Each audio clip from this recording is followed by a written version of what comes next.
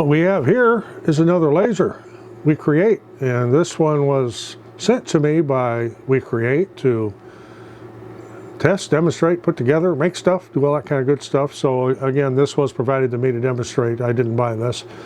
However, I am not sponsored.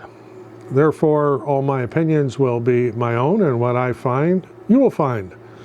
And they are not paying me to say anything nice. And they are obviously wouldn't pay me to say anything bad, but if there is something that I don't like, I'll point that out. I'll also point out the good points. But what I need to do first is get this thing unboxed, and this is heavy. This box weighs 65 pounds, I think, about 64, 65 pounds. So it's not like you're going to just throw it on your arm and carry it around unless you're really, really burly, and I'm not. So let me get this thing opened up. We'll see what we got. Well, that's a really thick cardboard, so there's probably 10 pounds of the weight right there.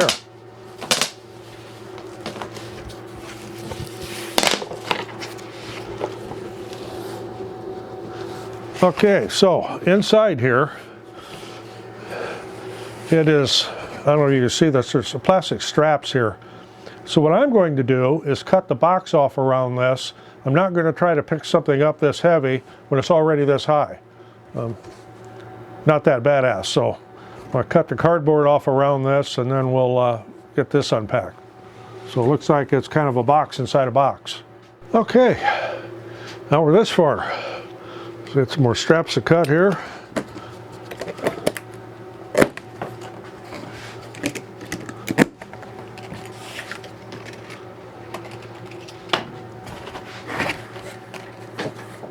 I will say this is absolutely well packed.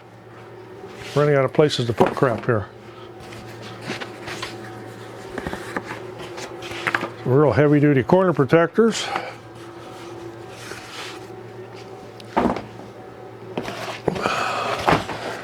Something fell off the other side.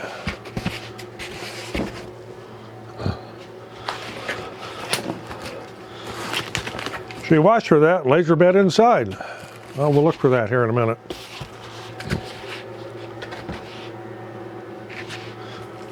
Piece of, couple pieces of, looks like Baltic birch plywood there on top. Play with.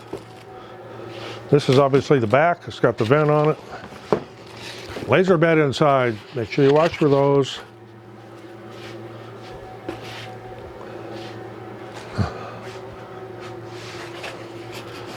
Okay, now it looks like I can get this off of the foam and get it set off to the side. Boy, this thing is stout.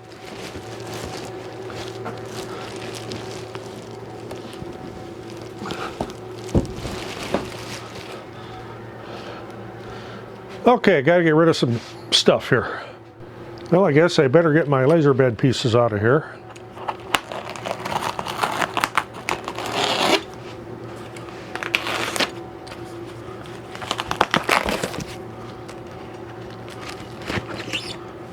Looks like that.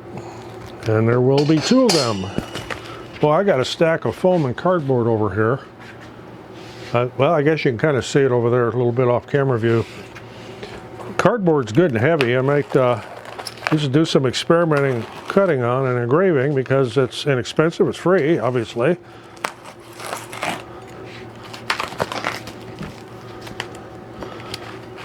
Oh, here's our other laser bed.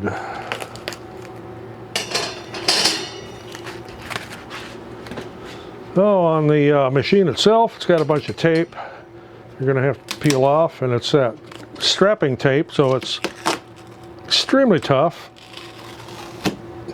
and it leaves behind some adhesive. So it looks like I'll be having to get the Goo Gone out. Yeah, leaves adhesive behind. You ever go buy something at the store and they got a price tag on it and you can't hardly get it off, and when you do finally get it off, it leaves a bunch of glue behind.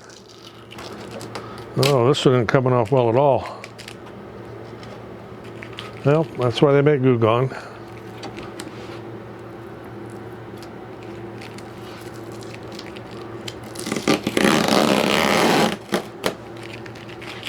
Well, most of it came off. Anything in the back? No. Okay, get rid of this sticky stuff. Okay, now we can see what we got inside here.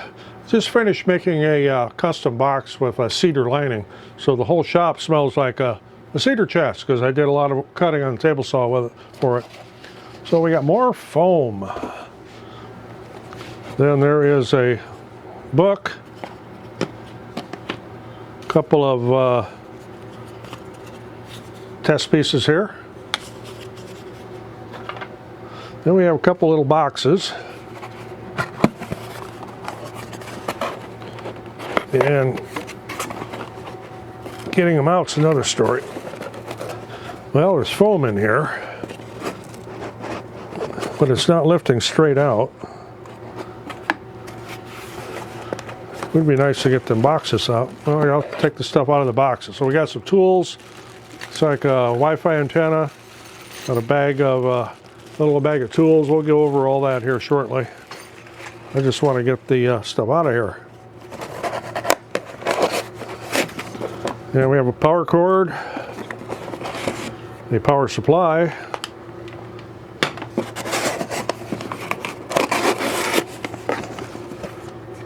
exhaust hose, compact, and it'll be 3-inch, which will not really match up to my 4-inch exhaust going out, but we'll make something work.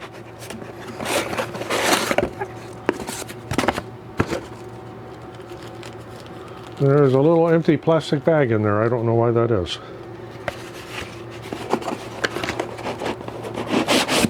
Okay, got the box out finally. Okay, what we got in the other box? Airline.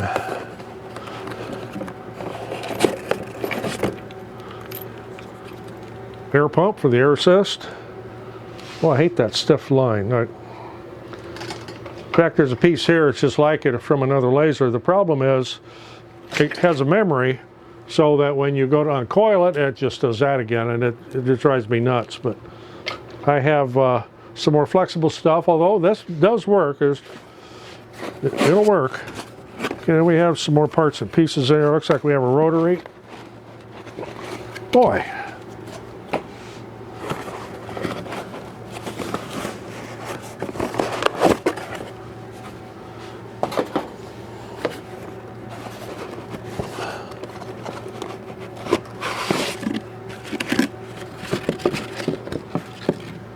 Hey, it does come with a rotary. Interesting design too.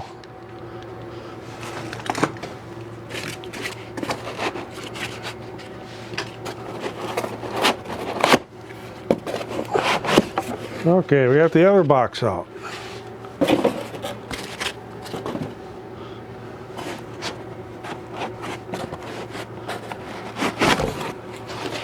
Now I get the foam block out. Then there's more foam in the bottom of that, and in the front.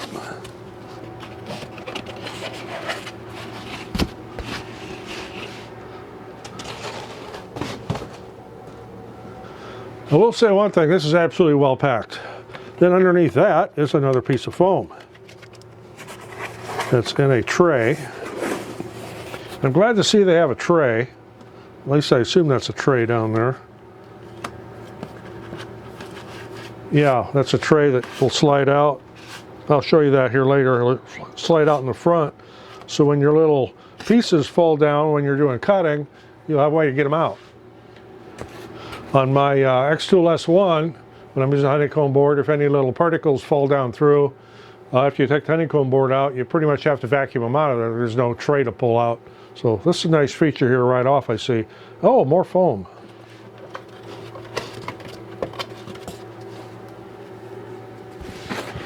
Running out of places to put this stuff.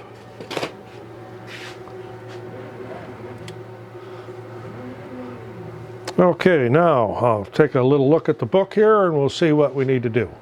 Okay, the first thing they say to do is put the exhaust port on. With a hose clamp here, and that's the wrong size for that. The hose clamp 7 M&Ms. These little nuts that we're going to be dealing with are 8 M&Ms. So this goes on here like so.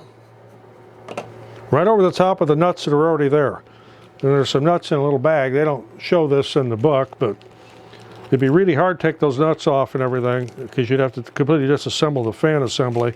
That's why they made those long, and they give you some nuts in here to put on there. Get them out. You'll need 4 of them.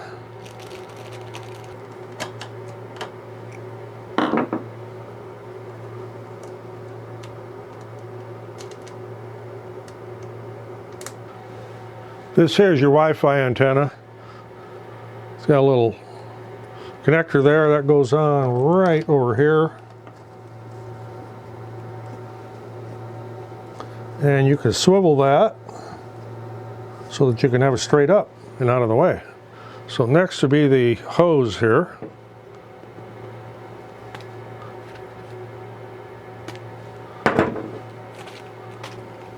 Put your clamp on first. It's really hard to do it afterwards. And you may need to back it out more.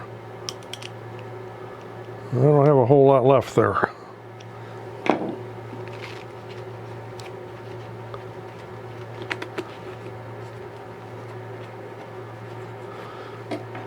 There's going to be a wire sticking out. This has got a wire reinforcement. Watch you don't poke yourself on it. And if you got a weird piece sticking out like that, cut it off.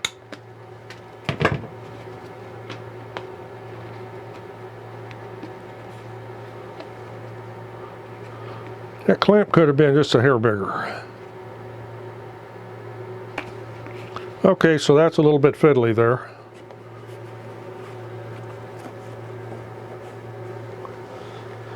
As you saw there, you're going to have to mess with that getting it on. Once it's on there, tighten that clamp down. Okay, this end here, I am going to stick into my venting that already goes outside. Of course, this is a 3-inch, my vent's a 4-inch, but I can come up with an adapter for that, or I'll 3D print one or go to the hardware store or something. Okay, what I did here for now, this has a fan in it, and this duct here has an exhaust fan, exhaust outside. So as I've experimented with some other things where I've had incompatible hoses, I don't have an adapter right now, and this is actually going to live up in the laser room, not down here. I will get something adapted for up there, but for now I've just got it stuck in this hose. Should be enough draft there to exhaust. See that this cover on the orange acrylic is very, very cloudy. There's a plastic film on it, and if you look over, in this case, the corner was up a little bit, so I need to pull that off. Now, if you find that dust sticks to this, which it will, if you're in an area with real low humidity like we are right now in the wintertime in the Midwest, this will attract dust like crazy. But what I found that works real well is a bounce dryer sheet. Rub it down with a bounce dryer sheet or Snuggle if you like that brand, and it'll reduce the amount of dust that sticks to it from static.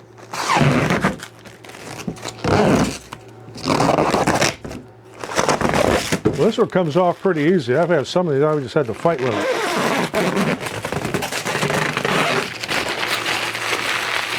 So the next thing will be to put the laser bed in. So open up the cover here.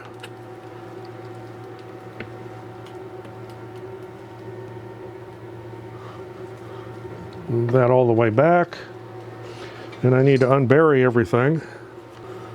So I assume there's an up and a down, and one side is kind of flat and the other side is pointy. I would think that the pointed side would go up, but maybe I should look in the book, but that would make the most sense.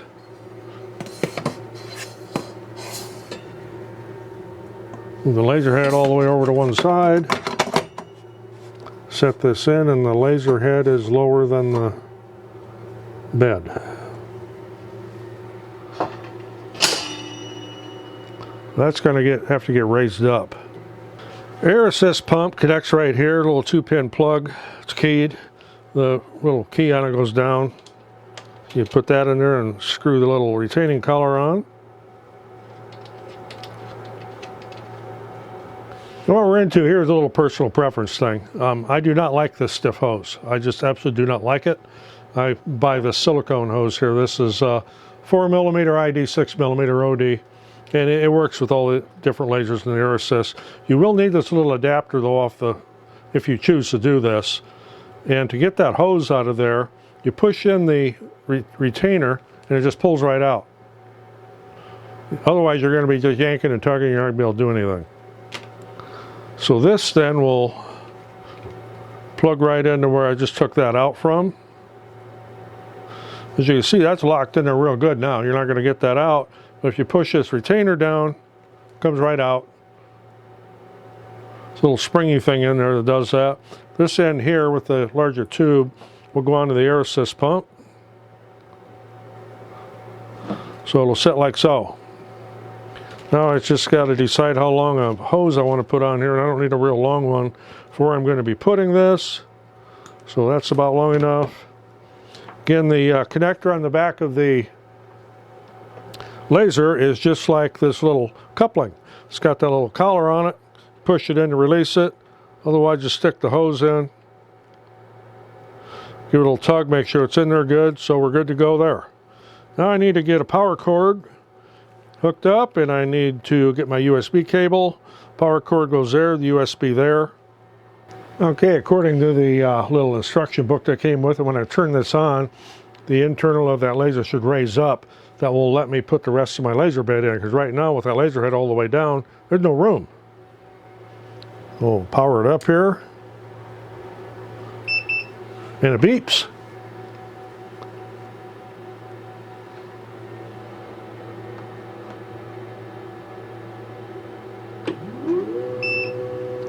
There we go, raising up.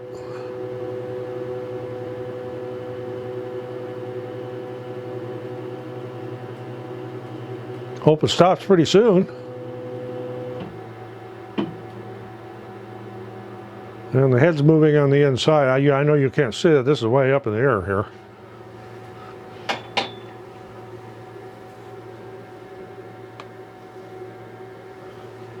And it homed over at the rear left. Now I can put the rest of my bed in there.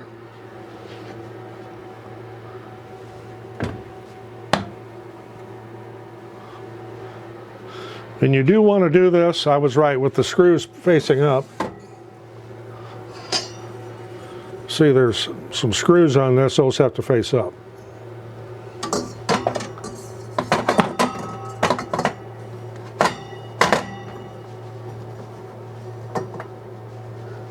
Just like that. Got it all powered up and got all the parts and pieces and everything installed. I haven't cleaned the tape adhesive off yet. I'll have to go figure out where I put my can of goo gone, but I'll get to that. There's software you need to download for this, and you can get the, I know they call it WeCreate, but there's no E on the end of the create part, so it's WeCreat.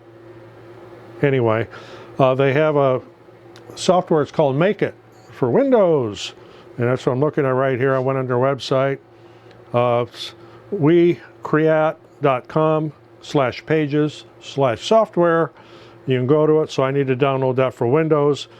That's their proprietary software for this. There's also a configuration file for LightBurn, which I will absolutely be doing because I work in LightBurn all the time and know it really, really well, and there's no learning curve for me there. Although I will play around with their software as well. So I need to do my downloads and do the installs.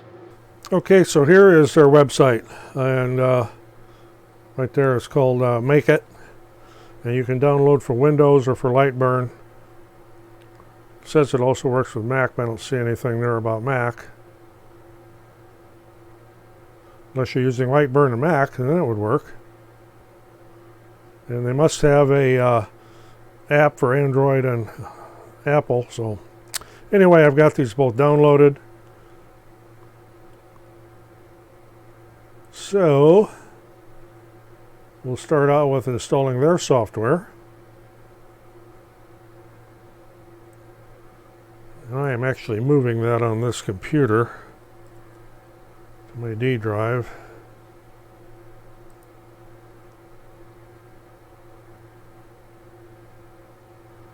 And we finish it, and it'll supposedly it'll run.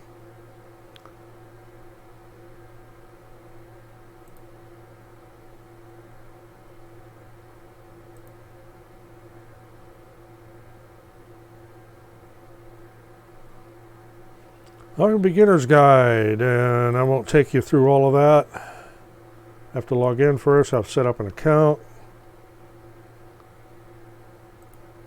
That's some other time. Anyway, that's the software.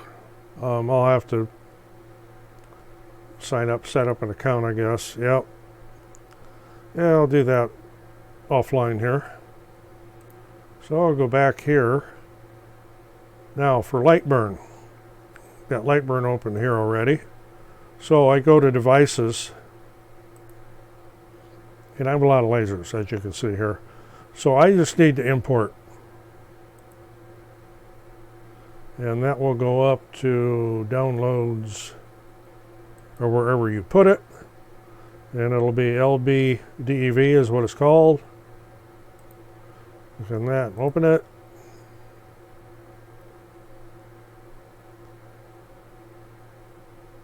And there's the laser right there. So we'll just click OK. Now I'll go over here and pick that laser. Okay, just so you know, when you're creating your account in the Make It software, you'll put in your email address and then your name, and you click Next, and this screen will come up on Create New Account. It's going to send a verification code to your email, and this is going to time out here. So, and I don't even have my email open, so just something to keep in mind. You're going to have your email ready. Right after going through the getting up an account set up, it's clicked on New Project right up here at the top. And like I say, I've never used this before. I'm going to have to learn this, but hey, after further review, going back to their website here, so what you could do is it'll set this up in LightBurn, but you can't use LightBurn to actually operate the laser. You have to export the G-code file and import it into their Make It software. So I'm going to play with that a little bit, and we'll see how that works. Well, I was making this actually a lot harder than it really is. I was trying to do this the way I have worked with all my lasers, and this one is completely different. So what I have is a slate coaster sitting on the bed in there, and I brought in some text of one we usually do. It's right here. Just caution old people having fun. They give you a little preview down here once you select the material. I'll go back to that. So I selected slate stone. Now I'll go back here to this and I'll highlight it, and there's a little preview of actually a burn scale down here. So what they suggest is 100% power, 250 millimeters per second, one pass, and that's what I'm going to try. So I need to go back here and hit the autofocus. I know you can't see what it's doing right now, but I'll do another one here with the other camera running. And once it is all refreshed there and everything, you just click Start. And that's what it's going to look like. Hit Send. There's a button in the front you push and it starts it. And you can cancel it and pause it if you need to. Okay, as I mentioned when I was on the computer there showing you how I set up one of these coasters, and here's another one I did right here. This is really easy. There's not a whole lot of setup involved at all. Using their software, you put your item, in this case slate coaster, down on the bed. You close the lid and the camera looks at it and you can see it on the screen. Take your graphic, picture, whatever, and put it on the material, and then of course you need to select your material and set some parameters like that with speed and power. But then just click the autofocus, and then once that's done, click Start, and it does it. Pretty easy, almost scary easy. Okay, so now how does this work in LightBurn? Well, it doesn't. However, LightBurn has a lot of features you can use. You've got fill and offset fill and engrave, and you can take portions of an SVG file and have them fill, and another portion just line engrave, and have different parts of it at different speeds and powers. You can set that all up in LightBurn, then save the G-code. then you can import the G-code into here and put it on your project and size it and get it in the right place and everything. I haven't done it yet, but I watched their little instructional video on how to do it. So the only difference would be, instead of working directly from LightBurn, you would do your graphic and everything in LightBurn, then import it into their software, and it will do the same power and speed and fill and offset fill. I don't know about offset fill. It'll do engrave and fill and cut. And I will be doing that here in the future, just to prove the concept, so to speak. But right now it's doing another coaster, and it's coming out real good. Let's try and get you in here and get you a look down through this cover. Going to have to figure out a better way to record this, because my shop lights are reflected in the cover. No, that didn't really help much. But you kind of get the idea there. Maybe I'll figure out some way to record the camera that's actually in there.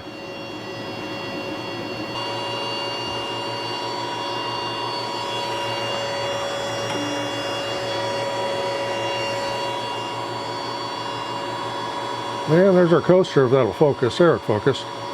It's got some dust on it I'll have to clean off, but otherwise came out real good. And just kind of engraving on some cardboard here. I did create this in LightBurn and then pulled it into the creative space, whatever you call that. No, maker space, make it. Ah, there's software. And it's working just fine.